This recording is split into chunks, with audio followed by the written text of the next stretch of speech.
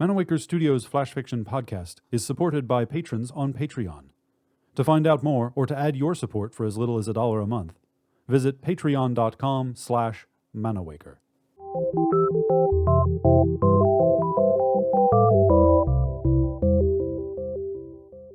Welcome to Manawaker Studios Flash Fiction Podcast. I'm C.B. Droege. This week, Penance and Grace by Claire Brown Petrandis.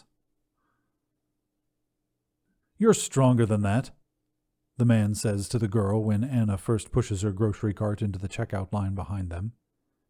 That's what catches Anna's attention, that he talks about strength rather than how they remembered the Raisin Bran but forgot the milk. The girl doesn't look at him. She stares at the groceries gliding past on the conveyor belt instead. Hard green bananas, ugly tomatoes, cheap paper towels that fall apart when wet. He wears seafoam green scrubs and black comfort clogs like he came straight from the hospital. Perhaps he performed a hip replacement or a heart transplant. Or maybe he just swept up dropped hypodermic needles and gauze bandages with drops of blood on them.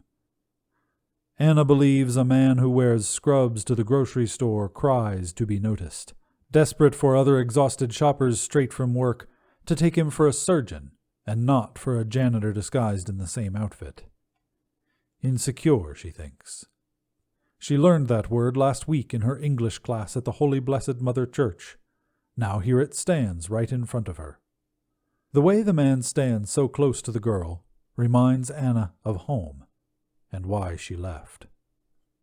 When Anna told Mama she was leaving, Mama hid her face with her yellow orchid print apron.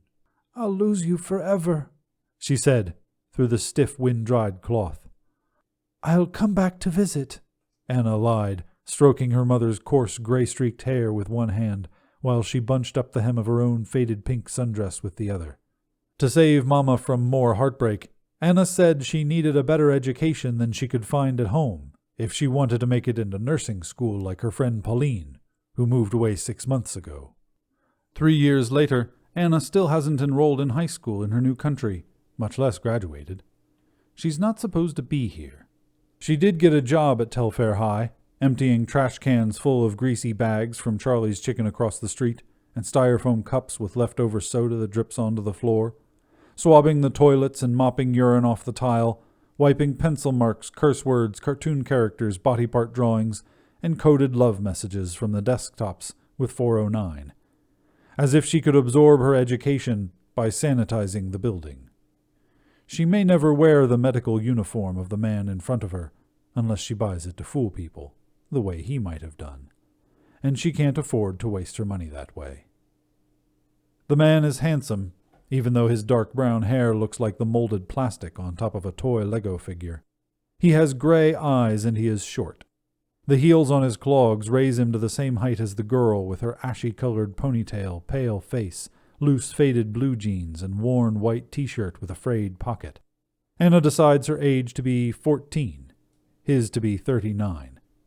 She prefers specifics, even in guessing. Learning a new language in a new country are easier that way. "Go get another pack of gum for your sister," he commands. Anna rolls her cart backward to make room, and the girl walks round to the end cap. When she returns and places the pink pack on the sliding belt, raspberry-flavored, he moves closer, faces her ear, and speaks softly from inches away. Anna catches words like penance and grace. In line at the Red Top grocery store, the man delivers quiet lessons to the girl on penance and grace. Anna doesn't know penance, but she can guess the meaning. Ordinarily, Anna wouldn't stare. She shouldn't take such chances. She's not supposed to be here. But they don't notice her, and anyway she can't help herself because he reminds her of home and why she left. "Back up," Anna wants to say. "You're too close." The girl's expression never changes, not when he tells her she's strong, not when he demands the gum, not when he whispers God's words into her ear, not when he steps away and says aloud, "He has grace for me, too." The girl is motionless, like the gray dawn sky Anna remembers over the sea, the one that absorbs the shushing of waves on the shore while everyone sleeps. Finally, he picks up their bagged groceries and saunters to the exit, leaving the girl behind. Her stillness dissolves. She turns to her mother to softly plead, another English word recently learned. Now here it stands right in front of her. The mother is pretty, and she's dark-haired like the man. She wears a navy blue tank top and white, close-fitting jeans. Anna bestows on her the age of 36. "Go out to the car," the mother says cheerfully, without looking at her daughter. The mother smiles brightly at the cashier, a plump older lady with dyed black hair and creepy wrinkles round her eyes and on her knuckles.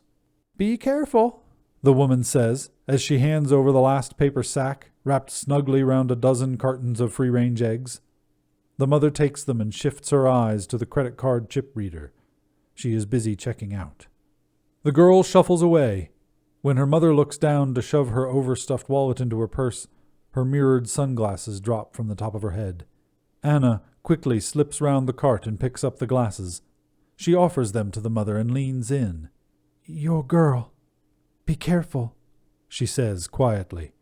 "Girl? Oh no, these are mine," says the mother as she hides her eyes behind the reflective lenses. Anna wants to stop her, correct her, shake her, and tell her, "Listen!" But she said too much already. She's not supposed to be here, and she can't go back. This has been Penance and Grace, written by Claire Brown Petrandis. For more information about Manawaker Studios' other projects, including books and games, visit manawaker.com, which is also where you should go to learn more about the authors featured on this podcast or to get details about submitting a story. The Flash Fiction Podcast theme song is by Kevin MacLeod. Manawaker Studios' director of DICE is Ben Baston. I'm CB Droege. You can follow me on Twitter and Facebook at CBDROEGE. Thanks for listening.